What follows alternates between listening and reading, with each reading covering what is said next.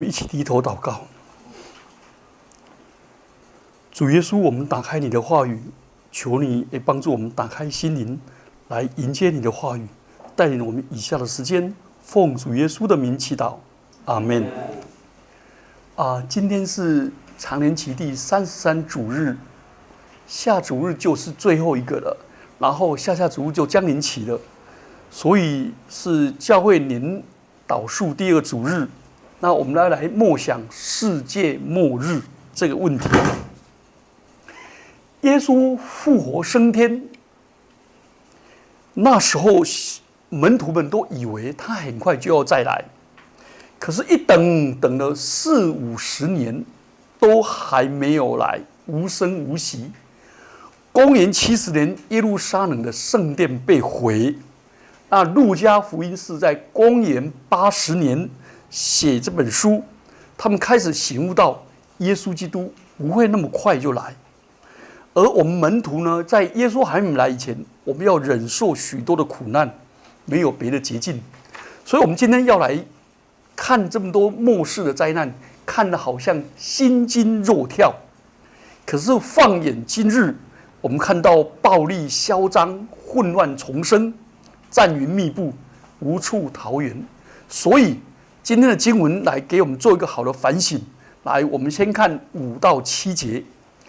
5到7节，这里讲到一群人在圣殿的门口赞叹圣殿是这么雄伟华丽，几乎每一个犹太人到圣殿前，几乎都发出那种由衷的赞叹，因为那时候圣殿耶稣的时候是主后30年。主后30年，所以你知道，这时候希律王已经花了46年才建成，而且还没有建完，总共建了80年，而且他那个建造这个是用一个非常硕大的那个大长方形的石头，而且根本不能用敲的，是用水滴的。我去那耶路撒冷看到那用水滴的，真的滴水穿石。穿以后就非常整整齐齐，那个一块石头200-300公斤，根本人都扶不起来。这个盖起来的时候，好像觉得牢不可破。然后呢，以色列人因为又用什么呢？用那个感恩的礼献上，就是献上黄金，所以它整片墙都嵌满了大片的黄金，所以它被称为黄金之殿。朝阳一起来的时候，那个反射阳光，金光夺目，让人无法逼视。所以他们的赞叹是有理由的。而耶稣听到他们的赞叹，就发出了先知性的回应。他说：“你论到你们所看的这一切，将来日子来的时候，没有一块石头留在石头上不被拆毁的。”谁相信这么宏大宏伟的圣殿会变成一片瓦砾呢？就在主耶稣复活升天后的40年，公元70年，整个预言完全应验。那时候犹太人他们已经亡国了500年，散居在整个罗马帝国的各处。他们凭着信仰连接起来，他们犹太教的连接的核心就是圣殿。所以他们认为圣殿使他们民族能够核心，民族能够团结。圣殿是宗教生活的核心跟象征，所以那里也是上帝的同在。哪里知道公元69年，提东将军率领4个军团，每个军团有6000人，进攻耶路撒冷。他们知道耶路撒冷是在众山环抱之上，2攻根本攻不下。结果提多将军就在外面包围，一包围就包围了半年。换句话说，耶路撒冷人只能就出不来。半年的最后，你看他们饿到一个地步，最后他们把他们儿女交换杀了来吃，多可怜！那时候又弥赛亚又出来，假弥赛亚说耶和华必与我们同在。上帝一定在圣殿同在，绝对不会毁灭的。他们就听信了。你知道吗？那个假弥赛亚不止在耶路撒冷，在罗马帝国都各处，所以罗马帝国有100多万人犹太人涌进耶路撒冷，就要死守耶路撒冷。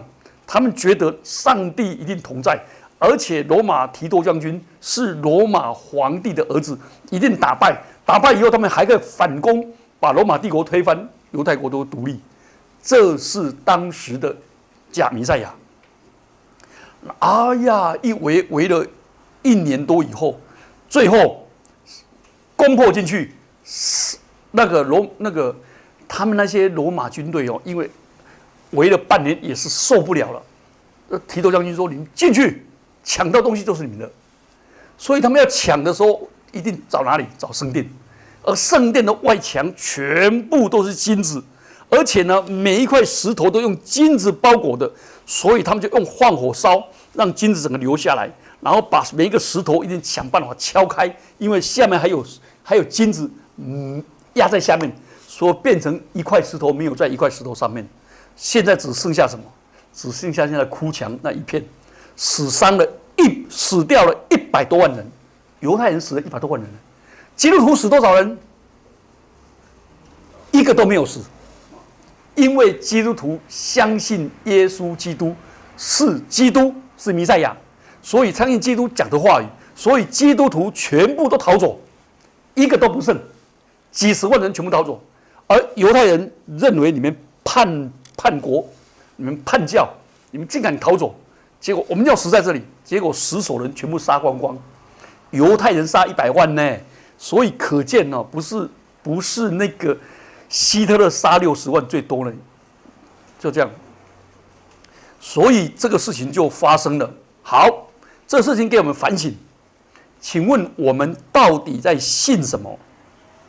路加的读者对耶稣的预言，这个对犹太人来说是一种生命中最恐怖的经历，是一种落入创伤症候群。他们完全国家已经没有希望再复国了。对基督徒而言是劫后余生，满得安慰，因为基督徒相信耶稣基督的话语，他们不相信假弥赛亚。所以在这里我们就来反省，我们所信靠的对象是谁？是耶稣基督，了解吗？还有耶稣基督的话语，信心放在耶稣的话语上，而不是相信一个殿宇、一个圣殿，那是被毁坏了，对不对？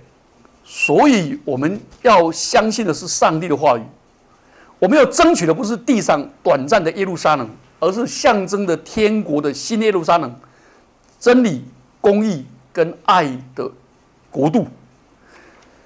讲完了这个以后，耶稣基督马上告诉他们说：“你们不要惊慌，不要惊慌。”好，我们来反省，耶稣基督为什么叫他们说圣殿毁灭不要惊慌？因为他们逃走了。接着马上遇到一个问题是说，第8节，耶稣说：“你们要谨慎，不要受迷惑，冒我的名来的。”那我们就刚才讲过了，就是假弥赛亚那么多。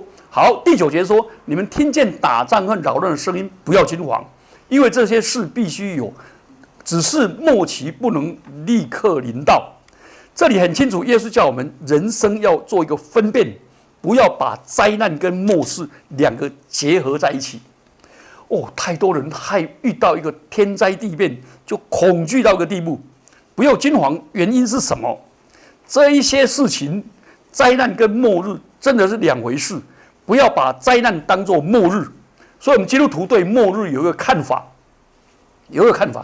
末日是主来的时候，是荣耀的日子，不是让我们受灾受难的日子，不要被怕。所以耶稣预告有灾难、有战争、有破坏、有恶势力的存在，但这个不是终结。即使大难临头了，我们仍然在天父的掌握当中。所以路加福音12章第7节说：“5只麻雀不是卖2分银子吗？在上帝的面前，一个都不会忘记。”为什么2只麻雀卖1分银子？那为什么5只麻雀卖2分银子？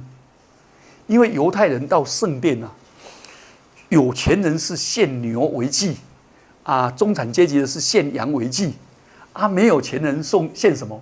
献麻雀。哎呀，全家5个人限麻雀，可是呢，一只麻雀，2只麻雀1分，对不对？那照理说5只麻雀要2分半啊。可是那个卖麻雀人说：“哎呀，你们家好可怜呐、牛也买不起，羊也买不起，对不对？啊，只有麻雀，啊，这个麻雀没本的啦，没有麻雀没有人养的啦，去抓来的就有了啦，了解吗？啊，抓来了以后，他抓的多了，啊，看你们家的啊，你们家出得起这2分，啊，另外一个人没办法感恩，那怎么办呢？好了，蓝山呢，就都尬会了，了解吗？1分2只2分呢、4只不是啊，都1只给你了。那个人跨住村的啦，这个人耕村的啦，人家认为不重要的。有一个弟兄跟我讲说，我很可怜的，我姐姐是我爸爸的宝贝，我弟弟是我妈妈的心肝，啊，我是他们的盲肠扁桃腺，都想把我去之而后快。没有啦，在上帝眼光里面那么宝贝啦。连那个麻雀，上帝都爱了。说我们的头发都有被数过，所以我每天梳头的时候觉得，现在天使要梳我的头就比较简单了，我头发没那么多了。每个人都数过，意思是说，上帝在危难中一定要拯救我们，一定要保护我们，要帮助我们啦，不用害怕啦。这时候我们基督徒心里面不害怕，所以那个罗马大军整个压境的时候，基督徒知道上帝保护他，而且一个一个离开了。就这样子，好，所以我们再往下看，来，请往下看，来，请看第10节到11节，在这里讲到可怕的事，他说民要攻打民，国要攻打国，讲到政治的动乱跟战争，必要大震动，多处有饥荒、瘟疫，又有可怕的异象跟大神迹显现。在这里讲到了灾难有2种，一种是政治性的战争的这个，还有一个是异象。哇，天上就天翻地覆啊！耶稣叫我们立定心志，14节就平静安稳。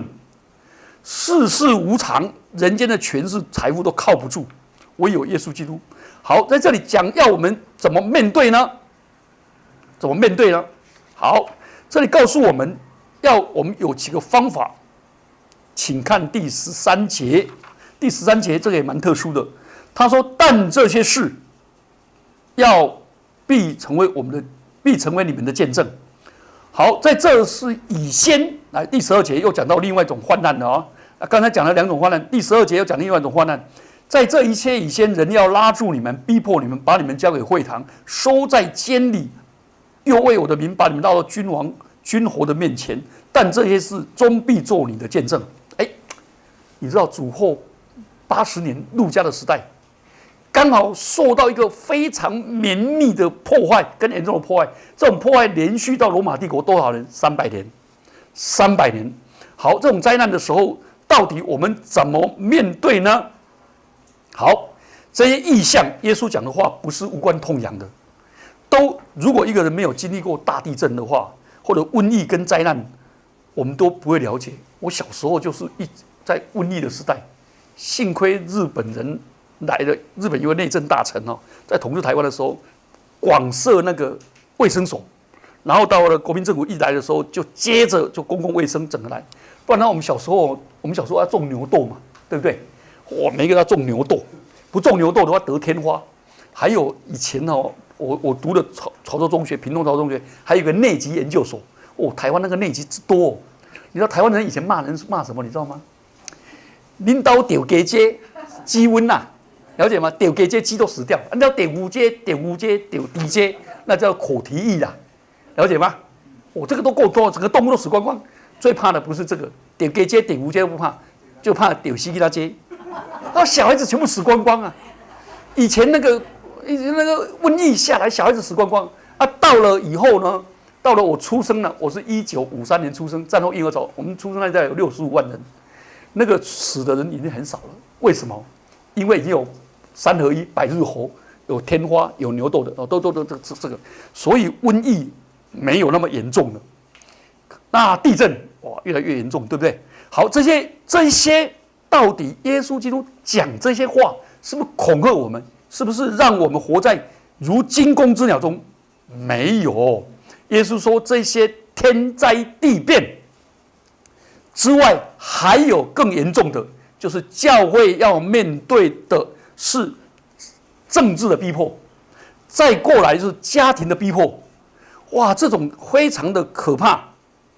在这两个逼迫之下，你知道吗？哦，教会被逼迫到，所以当时罗马帝国队杀的时候，都把基督徒丢到哪里？狮子坑，然后整个尸体被咬裂，啊，再不然丢到哪里？丢到竞技场。啊，竞技场的时候就是两个人竞技，一定要把对方杀死才可以上来。啊，基督徒不杀人啊，十诫不杀人啊，那就在那边白白被杀啊。啊，基督徒被杀了，全身杀烂，然后呢，他又把基督徒放在竞技场的路上做什么？绑着，然后上面点油，就变成油灯。油灯烧了，全部是全身烧焦啊，焦臭味道，焦臭味，然后动物尸类。请问基督徒有什么尊荣可言呐？就在这样逼迫之下，哪里知道经过了300年，冒出一个谁？君士坦丁堡，君士坦丁大帝以后就变成整个基督教变成国教，基督教才从地教里面走出来，从坟墓里面走出来，才变成地上的教会。你知道，在这的情况下呢，耶稣基督说了一句话说：“但这些事终必为你们做见证。”所以世界的异兆、末日的异兆、权力的逼迫，这些东西让基督徒被排斥。但是教会300年来的大逼迫，多少基督徒被钉十字架啊，这些等等等，可见那些为上帝国忍耐的，就转成做见证的契机。所以谁会想到，逼迫的所在，就是福音宣扬所在。所以特土良说了什么一句话？他说：“殉道士的血是教会的种子。”你们知道那个那个文化大革命的时候，你知道全中国的基督徒剩下60万，天主教徒也剩下60万，然后被赶走的宣教士，单单内地会被赶走了就6000多位，整个2万的宣教士被赶出来，神父修女被赶出来，赶了2万多人，整个基督教所有在大陆的神父修女跟牧师都送到北大方去，然后都被逼迫，真的都被逼迫，整个没有。那他们认为基督教都没希望了。好，请看文革到现在几年，60万的基督徒跟60万的天主教徒。那个红山川总主教天主教告诉我们说，天主教的家庭教会现在联络得到有姓有名字的，一共有6000多万，60万变成6000多万。增长了100倍，对不对？那基督徒呢？被逼迫、被追杀最多的就是山东跟荷兰，还有一个是温州。结果温州是有名的耶稣窝，那个荷兰有时候耶稣窝，所以家庭教会那个中国，我到中国去的时候，他们都是大部分都跟三自教会大概有300万，可是基督徒有多少？现在联络得到基督徒家庭教会有至少9000多万到1亿2千万，你知道这两个加起来多少了？所以有一本杂志叫做《The Economist》，就《经济人学报》。《经济人学报》预言他说2030年快到了，2030年全世界最大的基督教国家在中国，全世界最大的穆斯林伊斯兰教的话也在中国大陆，就变成全世界最多的。那所以你有没有发现，基督徒在这时候的忍耐跟见证？所以我们把苦难化成见证的机会，这是上帝给我们特殊的恩典。好，在这里呢，你看14节、15节，他说我们如果遇到家庭的逼迫，尤其自己的教会被逼迫了，已经很痛苦了。然后呢，被家庭的逼迫，所以变成双重的伤害，自己的父母、亲兄弟姐妹都在出卖的时候，耶稣叫我们说，我们到了被审判的时候，我们都不要操心。耶稣基督要借着我们发言，为什么？不要因为生活充满了困难而惊慌，反而这是为主做见证。这时候上帝就会赐下口才跟智慧。我有一个堂兄弟啊，他非常的忠党爱国，他最痛恨哪一个教？你知道吗？痛恨新约教会，他就潜入新约教会，就是要抓他们这些人，然后他都联络宪兵。那我有一次到新约教会去看，结果我那个堂兄竟然在那边就变成信主了，变成真正基督徒，变成基督徒。那时候我还特别去跟他们住3天。我没有说新约教会的教义怎么样哦，我现在只谈一件事情。他们被抓去的时候，说他们打宪兵嘛，他们打宪兵，那个宪兵就把衣服拿出来后，就指着我就这掐杂货，把我的身体把我的衣服都撕碎。他们就拿一件内衣哦，真的被撕碎的内衣。他说这个掐杂货这样，然后他们那个影片有照嘛。因为他们打他的时候，他们就手就要挡着头嘛，一挡着头的时候就照起来就变成他们在打人嘛。他说不是，我们在保护我们自己，就打人。好，结果呢，他被打的时候他就祷告，他就记住耶稣这句话说：“我真的要祷告，求主给我智慧。”就这样，他问这个宪兵说：“是真的是我吗？”他说：“是。”我真的抓你吗？他说：“是。”好，你要我签名吗？是。那好，请你也签名，你签名我也签名，他2个都签名了，在法庭签名。签名完了以后，他就说：“请你把你的外衣给我看，你那天穿的外衣。”结果他外衣就全部都好好的，他就说：“我好厉害哦，我会隔山打牛，你的外衣都好好的，你内衣都脆了，我好厉害呀，了解吗？而我手中又抱着孩子，孩子要吃奶，我抱着孩子还可以把你身体内衣全部抓回，外衣都好好的。”结果那个宪兵整个脸都绿了，那法官都绿了。他说他没有想到这个，他只是祷告。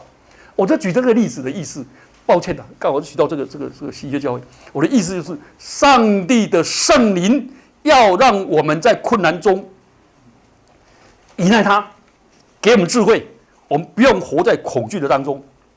所以耶稣基督保证我们一根头发都不失落，18节。然后呢，他又说，但是你们读圣经读到这里，有没有觉得荒谬？仔细读。奇怪，18节下我们毫发无伤，乍听之下好荒谬。为什么？因为18节刚刚预言耶稣门徒要被杀死，怎么一转眼变毫发无伤呢？有没有读过这个经节？这而且明明罗马帝国那些基督徒都被打得半死，怎么毫发无伤？这样了解意思吗？所有那些受苦的人真的被打到一个。我看那些被打的人，他们说，我说你们被打的时候怎么样？他说他们把孩子抱着，然后用着一直唱哈利路亚，感谢主，一直打，一直这样抱着一直唱，唱到那些宪兵打不下去了，因为那些宪兵要行前就这样讲到这些人多可恶，多可恶。等他们打基督徒的时候，发现这边人手无寸铁怎么是这样子呢？了解吗？他们在这样的时候，你知道吗？明明被打得受伤了，基督徒打到肋骨都断了，什么都断了，都去住院了怎么会毫发无伤呢？这个经节在告诉我们，来，请看19节，他说：“你们常存忍耐，就必保全灵魂。”这个就是耶稣在路加福音12章4到5节所说的：“门徒不要去怕那个能够杀害你们肉身的人，因为他们不能摧毁你的灵魂永生，不能真正的伤害你们。所以，上帝的眷顾保存灵魂的意思就是，我们基督徒在身体被杀害或者病痛的时候，我们将来有永生。耶稣再来的时候，我们见主面的时候，会变成一个荣耀的身体。那时候你们看到我就没有发苍苍、视茫茫，而齿牙动摇，而血压高了，了解吗？已经变成一个荣耀的身体的人。哇，那时候萧平也是变成非常美，健步如飞，了解吗？就是整个身体变成荣耀的身体啦。既然是这样，来，世上有苦难，在基督里有荣耀，所以在这时候我们就怎么样？你知道吗？这时候我们就学会坚忍，哇，整个生命就那个。所以我们基督徒最后就是非常坦然的面对我们的死亡，因为死亡，基督徒叫做善终。那我实在我们比较少，18世纪的诗歌18世纪的福音诗歌，每一节的最后2节，导数第2节一定是善终祷告、善终祷文第19节呢就是中庸祷文，听不太清楚吗？譬如说奇恩典，对不对？这个一唱下去的时候，他的导数第二节是什么？导数说什么？他说我经过人生很多的苦难，到最后呢，我将来要进入天国，对不对？所以我们那个圣公会的那个祷文里面，每天都有善终祷告，每一天还有那个善终祷告。你知道卫理公会有一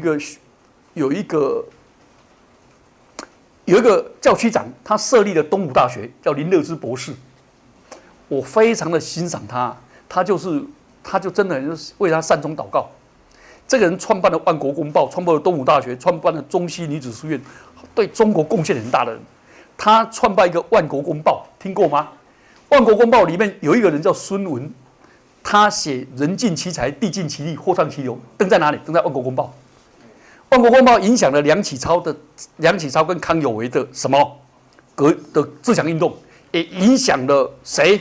也影响了孙文、国务孙中山的整个革命运动，也影响了林语堂。哇，对中国影响太深了。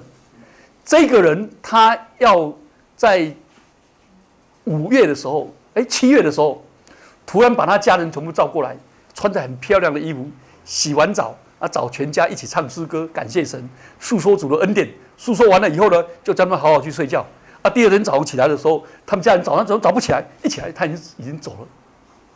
哇，走了，唱诗歌走了。走了以后呢，打开他的抽屉一看呢，你知道他把《万国公报》他要走的时候7月他把后面5期的报全部都编好了，因为收人家钱都收1整年的嘛，报纸订阅他全部都弄好了，全部都编好了。编好了以后，那个作者投稿的那个钱稿费他全部每一包都包好了，都放在一起了，全部好了然后呢，他写给人的感谢信譬如说，假设林基博老师有投稿我会感谢他的投稿那个信都写好了，而且贴邮票都贴好了，就这样，后面7个月然后工人的印刷费，你知道吗？纸张的钱什么全部都用好了，然后就这样走，哇，人生好潇洒好潇洒，没有债务，没有搞债，没有什么，就这样走了这个就是耶稣基督如果我们人生没有这样呢，我们见主面的时候就变成荣耀的身体，所以我们都很感恩。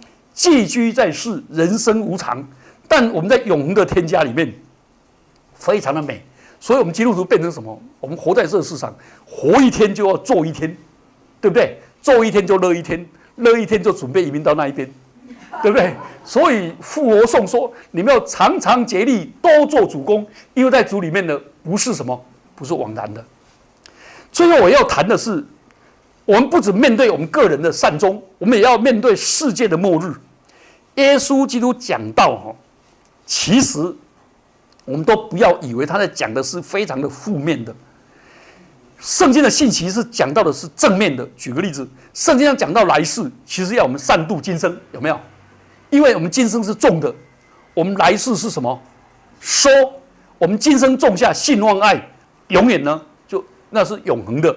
所以论到天上是要我们珍惜在地下。我们基督徒要成为一个入世而不属世的人。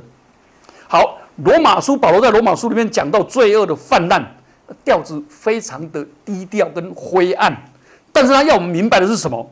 基督救恩的丰盛。所以他淋漓尽致的谈到罪的内容，接着就说，只是罪在哪里显多，恩典就在哪里显多。就如罪作王叫人死，照样恩典也叫义作王，叫人因我们的主耶稣基督得永生。原来罪的背后真正的主题是上帝的恩典，死亡的背后真正的主题是永生。所以世界末日不是主题，它的主题背后的主题是新天新地。这样了解吗？新天新地。所以基督的受难复活他是人类历史的创造者、拯救者跟完成者。基督完成了以后，最后整个救恩圆满的来到这世界，整个世界宇宙要变成新的了。很多人都搞错了，以为世界末日都要怎么样？都毁灭光了，对不对？都要毁灭了，不对。来，圣保罗在罗马书里面说什么？他说：“受造之物，切望等候上帝的种子显现。因为受造之物浮在虚空之下，不是自己愿意的，乃是叫他们如此的。”他说：“宇宙活在一个败坏不得救的状态，保罗接着说：“但受造之物仍然指望脱离败坏的辖制，得享受上帝儿女自由的荣耀。所以一切受造之物一同叹息劳苦，直到如今。”换句话说，上帝的救恩、耶稣的救恩，不只给予我们人类哦，也给予整个宇宙万物哦。所以，你有没有发现，当基督荣耀的再临的时候，上帝的儿女死的人就怎么样被提到天上去，变成基督荣耀的身体，然后一同下来。而这时候呢，整个宇宙变成启示录所说的：“我听见有大声音从宝座出来说，看哪，上帝的帐幕在人间，他要与人同住，他们要做他的子民，上帝要亲自与他们同在，做他们的上帝。”启示录21章第3节。所以，宇宙的世界的末日不是世界化为乌有，而是变成天人共处的新天新地。那时候我们要与基督一同作王，是这个荣耀的那个。从这里来讲，新天新地所启示的，我们就进入一个完美的荣耀。所以我们的盼望就不是落空，这世界会变得更美好。基督徒讲这世界会变得更美好，明天会更好，是我们有圣经的根据，而一般人是自我催眠。所以如果这样的话，上帝为我们预备的要实现的新世界，因为上帝爱世界。说约翰福音3章16节，上帝爱 cosmos， 那我们把它翻成神爱世人，其实那个字是世界。所以这个从基督徒，我们现在开始要珍惜宇宙万物，美化自然世界，因为所谓新的世界是跟我们现在的天地是同一个，是因为上帝的大能。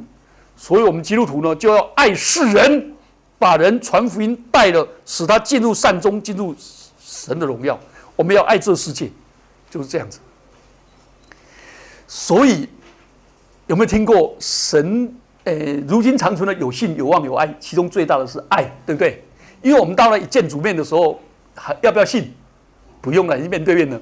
要不要盼望？主啊，盼望你来。主耶稣说：“靠，我要我的家了，我就在这里了，不用盼望了。”那时候我们跟上帝、跟这时候只有爱，对不对？所以恒爱是最美的。所以荣望堂有个叫李恒爱嘛，我跟他讲说：“哇，你最美的，到天上还看到你，其他的什么恒信、恒望都没了。”恒爱。所以，我们基督徒现在就要活在爱中，彼此相爱，并且把人带了信主。你看希伯来书第2章说什么？他说耶稣基督是要领许多的儿女进荣耀里去。所以我们带人信主哦，不是他来我们教会而已呢。我们教会多了人力，不是，他要进入永恒里面，那是一个很荣耀的事，了解吗？所以我们基督徒就要爱惜这个世界，珍惜参与我们的国家、社会、文化，变成基督是一个入世而不属世。将来我们现在的服事，就是奠定我们将来以基督一同作王。我们一起低头祷告。主，我们感谢你，因为你透过耶路撒冷的预言，让我们知道这世界再怎么样美轮美奂的大工程都会过去，但是唯独在你里面的信望爱永不过去。主帮助我们这些人受激励，当我们遇到这世界有许多的苦难，有许多的异兆，有许多的战争的时候，我们不但不要惊慌，而且求主帮助我们，这时候能够活出你的见证。主啊，我们愿意像罗马帝国前300年，或者这60年来大陆的苦难的同胞，他们在这个苦难的里面做了见证，他们的福音的果效达到100倍。主啊，我们在台湾感到亏欠跟亏欠，主啊，求你怜悯我们。主，让我们今天读了你的话语，让我们知道我们信主，虽然被父母、弟兄、亲族、朋友的出卖，或者被众人恨恶，但是主，我们感谢你，因为我们一根头发也不损坏，我们将来灵魂要得保全，并且将来要参与你新天新地的创造。主啊，恩待我们，赐福我们，奉基督耶稣的名祈祷，阿们。